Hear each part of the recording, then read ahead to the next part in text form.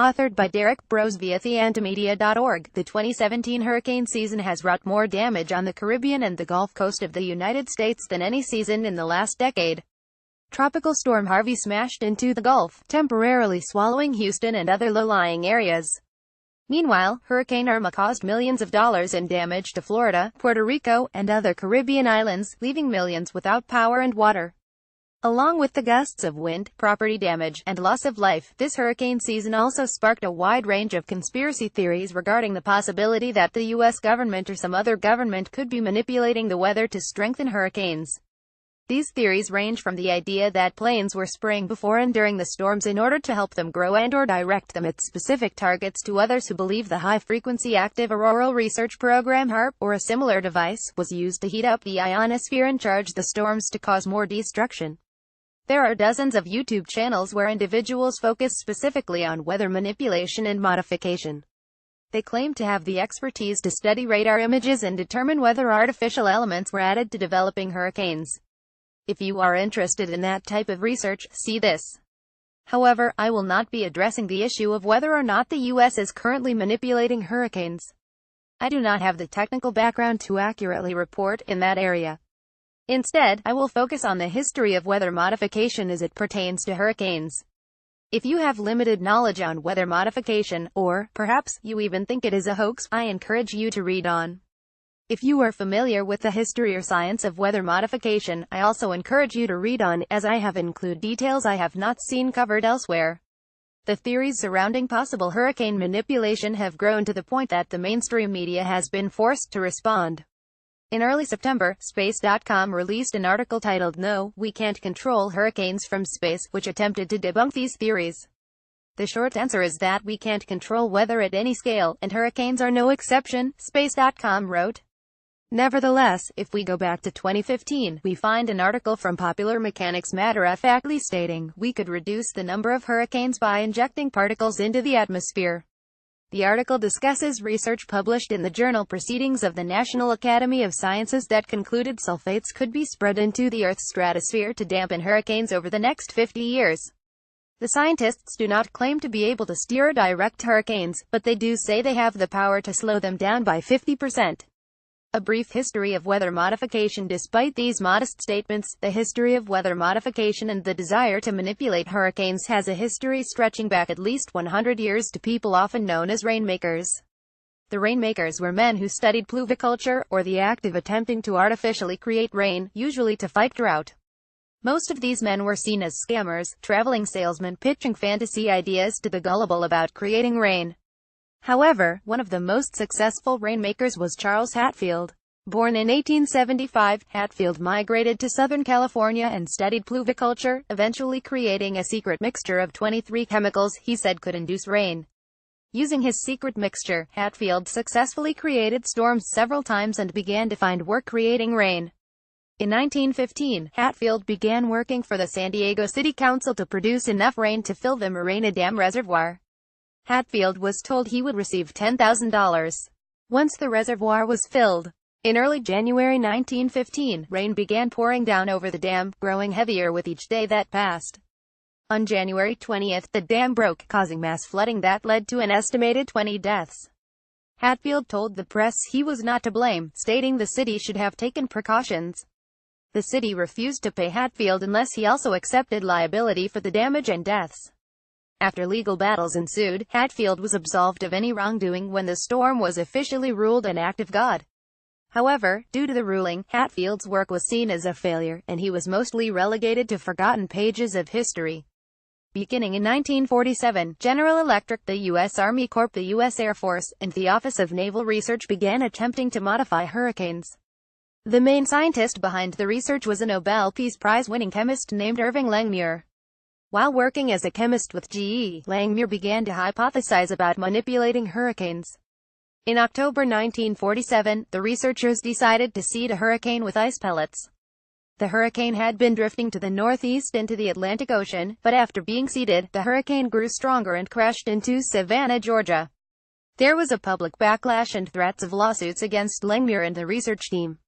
Despite Langmuir claiming responsibility for affecting the storm, researchers concluded his work did not cause the change in direction. The lawsuits were dropped, but Langmuir continued to work on weather modification. It's not hard to imagine the U.S. military and General Electric wanting to distance themselves from the destruction by calling their own project a failure. Interestingly, Wikipedia references a 1965 article from the Sun-Sentinel titled "Betsy's Turnaround Stirs Big Question."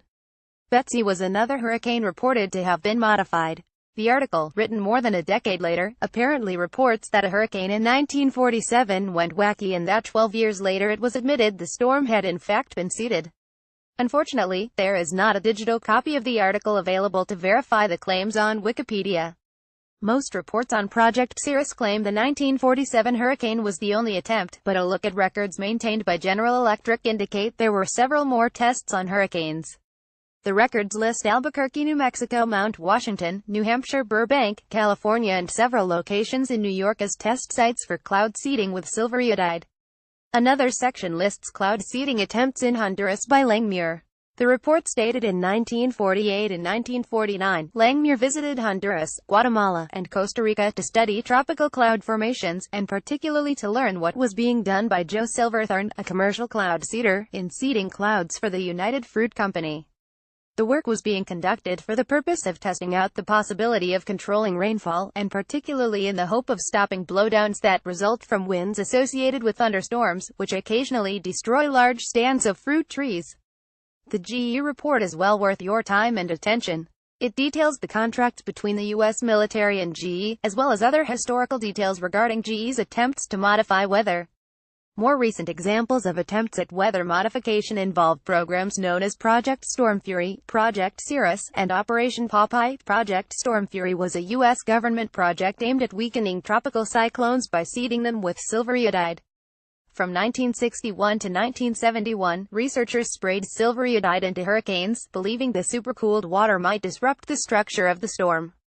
Officially, the project has been ruled a failure, but it was not the only attempt to manipulate weather in this time period. One example of seeding a hurricane that may have actually been successful was Hurricane Betsy in 1965. As the Sun-Sentinel reported in 1965, Hurricane Betsy was building strength. It looked like it was aiming for South Carolina, posing no threat to South Florida. But on Saturday, September 4th, the storm whirled to a stop about 350 miles east of Jacksonville. When Betsy started moving again on Sunday, she had changed directions. The storm plowed through the Bahamas Monday night, then mauled South Florida a day later. Officially, the U.S. government says Hurricane Betsy was designated to be seeded, but that apparently, that decision was changed at the last moment. The National Oceanic and Atmospheric Administration recalled the event on the 50th anniversary. Dr. Joanne Simpson, project director, had ordered the fleet of Navy and Weather Bureau research aircraft to deploy to Puerto Rico on August 28. Over the next 2 days, the planes monitored the storm's slow progress toward the designated part of the ocean where they could carry out their weather modification experiments. By August 31, Betsy had just managed to crawl into the area as a hurricane, so a seeding experiment was scheduled for the next day. The first aircraft had already taken off from Roosevelt Roads Naval Air Station, PR, the morning of September 1 when word came from the National Hurricane Center that overnight Betsy had completed a loop in its trek and was now headed southward and out of the allowed seeding area. The seeding experiments were called off and the mission changed to a dry run, where the same patterns were flown but no silver iodide was released into the storm. Unfortunately, no one informed the press, which had been alerted to STORMFURY seeding intentions the previous day. The press and the public blamed the researchers for the 138 miles per hour winds and destruction from Betsy. Congress was skeptical of further programs until the researchers were able to smooth things over.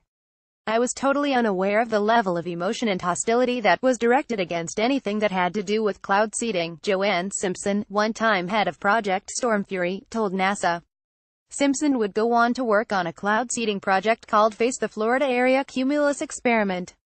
With Hurricane Betsy and the 1947 hurricane, we have two situations where cloud seeding was reportedly happening, and we have two disastrous outcomes. In both situations, the scientists claimed no responsibility, and no one was held accountable. Again, is it that hard to imagine a government official or a scientist under government contract lying about the nature of the work, especially if that work resulted in millions of dollars in property damage and deaths? The NOAA even acknowledges that since no one at Project STORMFURY nor in the Weather Bureau had advised the public or the press that the actual seeding of the storm had been scrubbed, many people believed it had been carried out and the link to its odd path seemed plausible. Although attempts to clarify the facts about STORMFURY and Betsy were made after the fact, the notion of a link persists to the present. Weather as a weapon of war. Operation Popeye was a now declassified attempt by the U.S. military to modify the weather in Southeast Asia from 1967 to 1972. The U.S. military conducted cloud seeding operations over the Ho Chi Minh Trail during the Vietnam War. Cloud seeding typically involves planes flying overhead and spraying silver iodide into the air. The goal in Vietnam was to extend monsoon season and flood out the enemy. It was reported that the operations were tightly controlled by Henry Kissinger, who was serving as Secretary of State at the time. Operation Popeye is the first modern example that we know of where attempts were made to use weather as a weapon of war.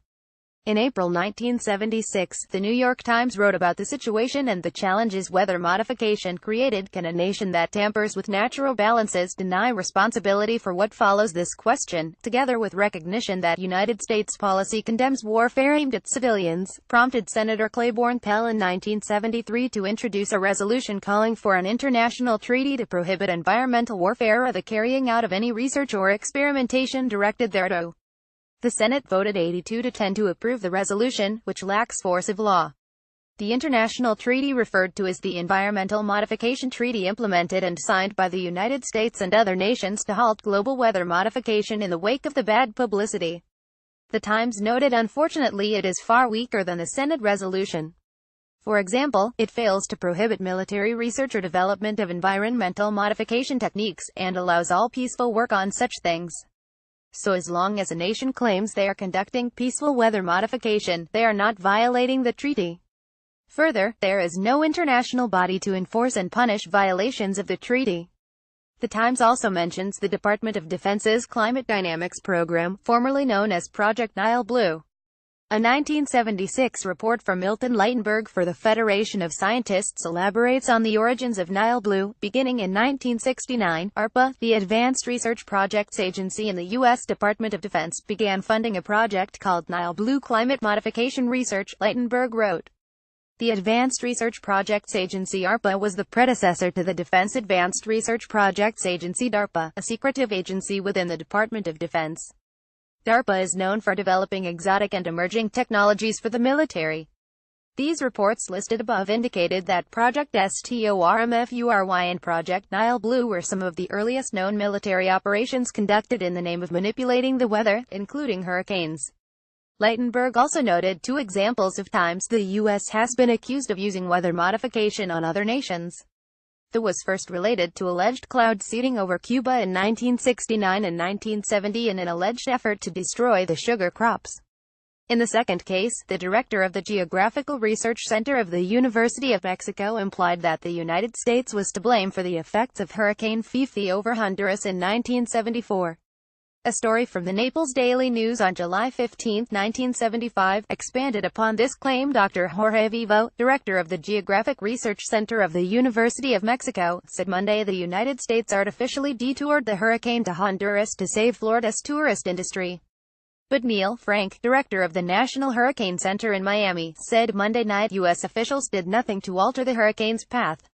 Vivo told the newspaper El Sol de Mexico he held the United States responsible for 10,000 deaths and millions of dollars in damage caused by Fifi in the Central American nation.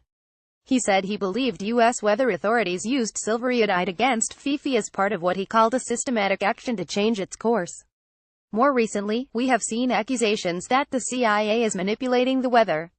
In February 2015, while speaking at the annual meeting of the American Association for the Advancement of Science in San Jose, California, Professor Alan Robach discussed the possibility that the CIA is using the weather as a weapon of war. Robach has conducted research for the Intergovernmental Panel on Climate Change (IPCC) in the past. Robach said he was phoned by 2 men claiming to be from the CIA and asking whether or not it was possible for hostile governments to use geoengineering against the United States. Geoengineering is another form of weather modification that involves a range of different proposals for combating climate change. Despite a lack of concrete evidence to back these claims, we know the military has a history of testing weather modification and has specifically mentioned using the weather as a weapon. For example, in a 1996 document entitled Weather as a Force Multiplier Owning the Weather by 2025, the U.S. Air Force discussed a number of proposals for using the weather as a weapon. Whatever view you take of these projects, the fact remains that they helped spur the movement towards using computer models to attempt to predict the weather. Quite simply, the history of computer model weather prediction is intertwined with the military's attempts to modify the weather. Weather historian James Fleming writes that the two men largely responsible for computer modeling are Vladimir Zworykin, an RCA engineer noted for his early work in television technology, and John von Neumann, a mathematician with the Institute for Advanced Study in Princeton, New Jersey. In 1945, Zworykin was promoting the idea that electronic computers could process and analyze mass amounts of meteorological data and issue accurate forecasts. The eventual goal to be attained is the international organization of means to study weather phenomena as global phenomena and to channel the world's weather, as far as possible, in such a way as to minimize the damage from catastrophic disturbances, and otherwise to benefit the world to the greatest extent by improved climatic conditions where possible, Zworykin wrote. According to Fleming, Neumann agreed with this outlook, stating, "I agree with you completely. This would provide a basis for scientific approaches to influencing the weather." Modern hurricane modification. In 2005, following the destruction left by Hurricane Katrina, USA Today wrote, in fact, military officials and weather modification experts could be on the verge of joining forces to better gauge, react to, and possibly nullify future hostile forces churned out by Mother Nature. On November 10, 2005, Dr. Joseph Golden, former manager of the National Oceanic and Atmospheric Administration and veteran of Project STORMFURY, testified before the Senate Subcommittee on Disaster Prediction Prevention, warning about the need for hurricane modification. After the horrendous devastation and loss of life from Hurricanes Katrina and Rita, I have been asked several times about the possibility of hurricane modification, Golden stated. I firmly believe that we are in a much better position, both with the science and the undergirding technology, than we were when Project STORMFURY was terminated. The need for a renewed national commitment and funding for weather modification research has become more urgent. Golden is also involved the Hurricane Aerosol and Microphysics program HAMP. In 2010, he gave a presentation discussing how the Department of Homeland Security asked the NOAA to organize a workshop on possible new scientific theory and approaches to hurricane modification in February 2008.